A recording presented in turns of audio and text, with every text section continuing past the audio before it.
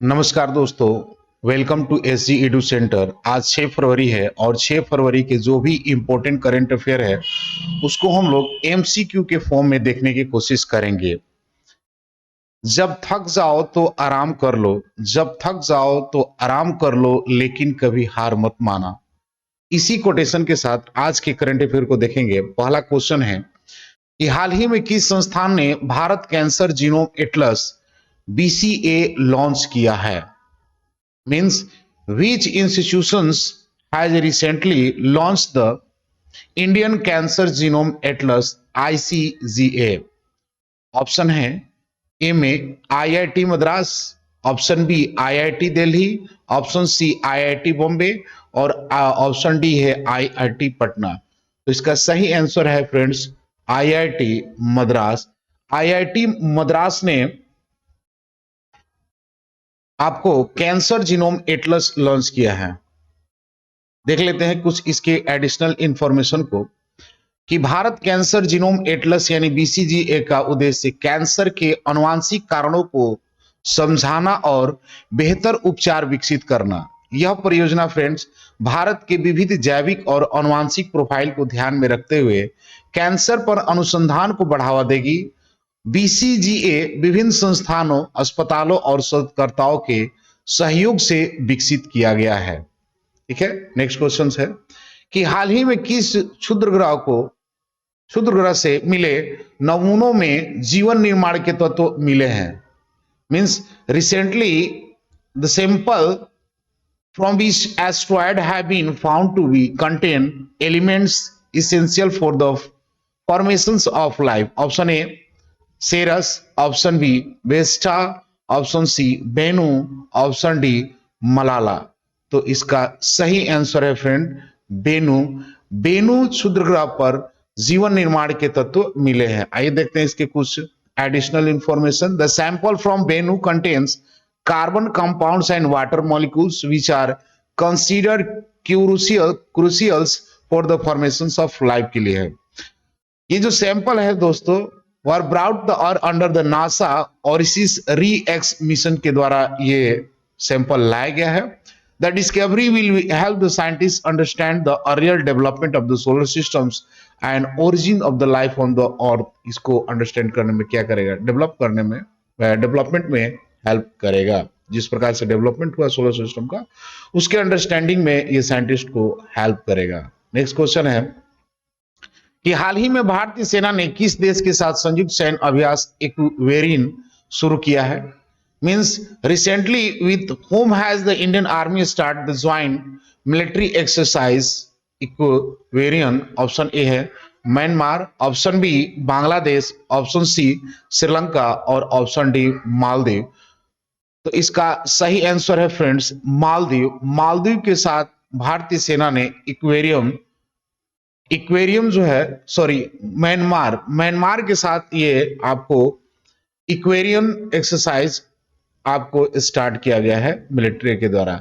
यानी सॉरी मालदीव होगा, sorry friends Maldives होगा। यानी इक्वेरियम भारत और मालदीव के बीच हर साल आयोजित किए जाने वाले संयुक्त सैन्य अभ्यास है। यह अभ्यास अर्ध शहरी क्षेत्रों में उग्रवादी विरोध और आतंकवादी विरोधी अभियानों में सहयोग बढ़ाने पर केंद्रित करेगा।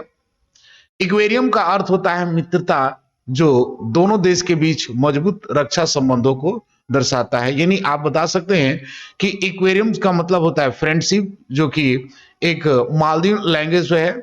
इसका मीनिंग होता है strong defence tie between the two nation. Next question है कि हाल ही में केंद्रीय वित्त मंत्री ने किस कपास की किस्म की उत्पादकता और स्थिरता में सुधार के लिए 5 वर्षीय मिशन की घोषणा की है?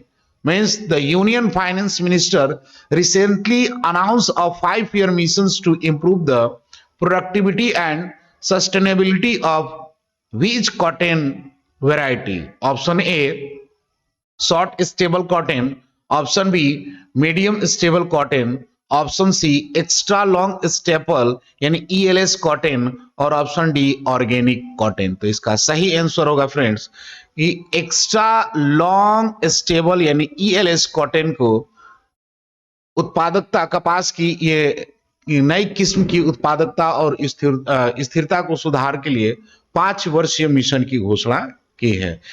देख लेते हैं इसके कुछ एडिशनल पॉइंट को। यानी the 5 year missions aim to enhance the productivity और sustainability of extra long staple ELS cotton के लिए।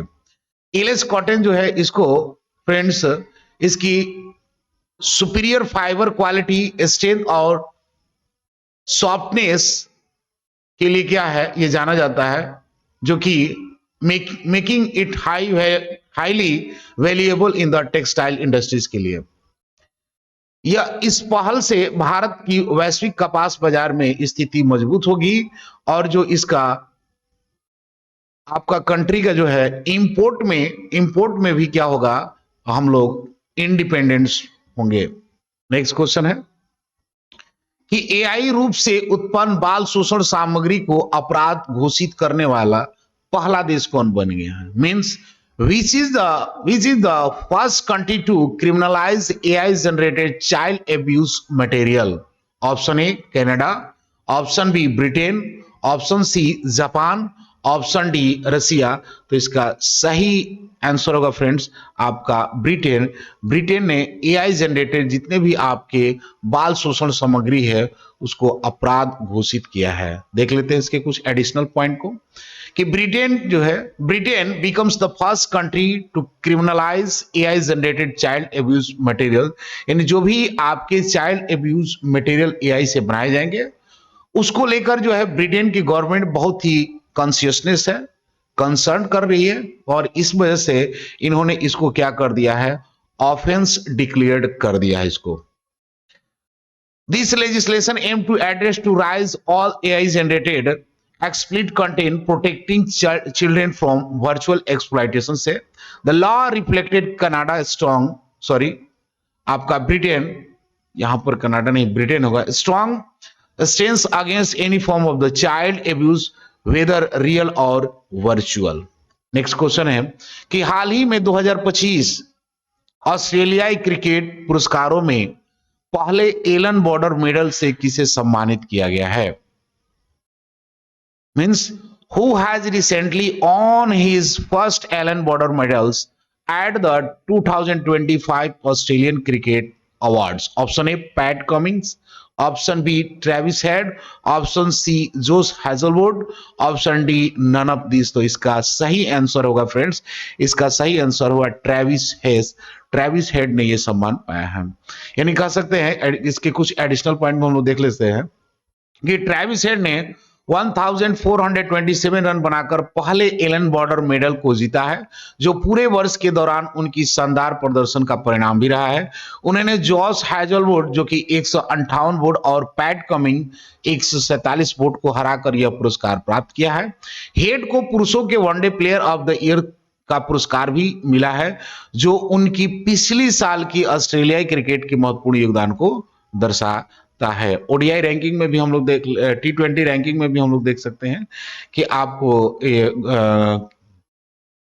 ट्रेविस हेड नंबर 1 और आपके नंबर 2 पर जो है अभिषेक शर्मा हो गए हैं। अगला क्वेश्चन है, हाल ही में बार्ट डे वेबर को किस देश का प्रधानमंत्री नियुक्त किया गया है? Means recently BART day weavers has been sworn in as the prime minister of which country? Option A Mexico, option B Indonesia, option C Belgium और ऑप्शन डी है नन ऑफ दिस। तो इसका सही आंसर होगा friends Belgium की नए ये prime minister बने हैं बार्ट डे वेबर। फ्रेंड्स देख लेते हैं इसके कुछ एडिशनल पॉइंट को कि जो बार्ट डे वेवर्स जो है वो न्यू फ्लेमिश अलायंस पार्टी के नेता है। इन्होंने महीनों की गठबंधन वार्ताओं के बाद बेल्जियम की प्रधानमंत्री के रूप में शपथ लिया है। वे फ्लेमिश राष्ट्रीयता और बेल्जियम के भीतर स्वायत्ता को मजबूत समर्थक है। उनकी सरकार कठिन प्रशासन से है। नेक्स्ट क्वेश्चन है कि हाल ही में अवाडा ग्रुप और कास्ले ने किस राज्य में 1500 टन प्रतिदिन टीपीडी ग्रीन अमोनियम संयंत्र स्थापित करने की घोषणा की है? Means recently Avaada group and Castles have announced the establishment of 1500 TPD green ammonia plant in which state? Option A Maharashtra, option B Rajasthan, option C Orissa और ऑप्शन डी और नन ऑफ दी। तो इसका सही आंसर होगा फ्रेंड्स उड़ीसा। उड़ीसा में अवाडा ग्रुप और कास्ले ने 1500 ton जो है आपको ग्रीन अमोनिया जो है आपको आपका क्या बोलते हैं प्लांट इस्टेब्लिश करने की घोषणा किया है। देख लेते हैं इसके कुछ इंपोर्टेंट पॉइंट को। This plant will be entirely powered by renewables energy, marking a significant step toward the India clean energy में ये अपना एक कंट्रीब्यूशन करेगा। सो क्लीन एनर्जी गोल्स जो है इंडिया का उसमें ये अपना एक इंपॉर्टेंस रोल प्ले करेगा। Through this project the Avaada group and castles will play a leading role in green ammonia producing in India which helps reduce carbon emissions and industrial in the industrial sector में जो भी carbon emissions हो रहे हैं उसको reduce करने में भी ये हेल्प करेगा। नेक्स्ट क्वेश्चन है बेल्जियम किस जल निकाय के साथ एक समुद्री सीमा साझा करता है? यानी Belgium shares a maritime borders with which water body के साथ? Option A Atlantic Ocean, option B northern sea, option C Mediterranean sea और ऑप्शन डी बाल्टिक सी। तो इसका सही आंसर होगा फ्रेंड्स नॉर्दर्न सी के साथ ये बॉर्डर शेयर करता है। नेक्स्ट क्वेश्चन, यानी बेल्जियम पश्चिम यूरोप का एक छोटा सा देश है और उत्तरी सागर के साथ उसकी तटरेखा लगभग 66 किलोमीटर यानी 41 मील लंबी है। उत्तरी सागर बेल्जियम के एक महत्वपूर्ण जल निकाय है जो व्यापार, मत्स्य पालन, पर्यटन उद्योग को समर्थन देता है। इसके अलावा फ्रेंड्स बेल्जियम के तट पर स्थित जिब्रुक बंदरगाह यूरोप के सबसे व्यस्त बंदरगाहों में से एक है जो कि क्षेत्र की अर्थव्यवस्था में महत्वपूर्ण अपना एक रोल प्ले करता है। आज का लास्ट क्वेश्चन, भारत का पहला एआई विश्वविद्यालय कहां बनाया जाएगा? Means where will India's first AI university be build? Option A Andhra Pradesh, option B Gujarat, option C Maharashtra और ऑप्शन डी आपका है उत्तर प्रदेश। तो दोस्तों इसका सही आंसर होगा महाराष्ट्र। महाराष्ट्र में फर्स्ट एआई यूनिवर्सिटी बिल्डअप किया जा रहा है। यानी भारत का पहला एआई विश्वविद्यालय जिसका नाम international institute of information technology IIIT Pune AI विश्वविद्यालय है, महाराष्ट्र में स्थापित किया जाएगा। यह पहल कृत्रिम बुद्धिमत्ता यानी एआई आर्टिफिशियल इंटेलिजेंस और संबंधित जो आपके टेक्नोलॉजी में शोध यानी रिसर्च, नवाचार, इनोवेशंस और एजुकेशन को बढ़ावा देने के उद्देश्य से फ्रेंड्स ये किया गया है। ठीक है दोस्तों, मिलते हैं अगले वीडियो में, तब तक के लिए जय हिंद।